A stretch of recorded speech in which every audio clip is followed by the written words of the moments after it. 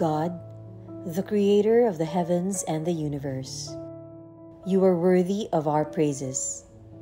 In you alone, we pray and submit ourselves, for we are nothing without you. We humbly ask for your forgiveness and mercy. Dear Lord, we gather here today with the intent of doing good in thy name. Guide us to the right path. May our efforts be blessed with insight, understanding, wisdom, and respect for all. May our deep faith in you give us strength to act honestly and well in all matters before us. Amen.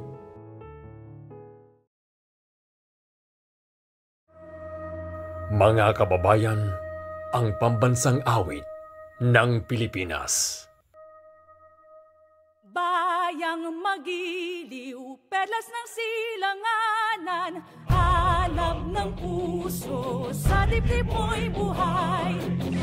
Lupang hinirang, duyan ka ng magiting. Sa manlulupi, di ka pasisingil. Sa dagat ang tulong, sa simoy at sa langit mong lugaw. May dilag ang tula at awit sa paglayang minamahal.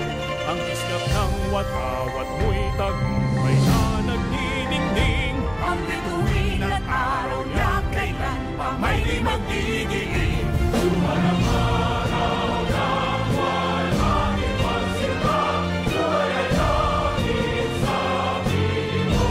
Piling mo ang ligaya na may marami. Ang mamatay ng dahil sa'yo.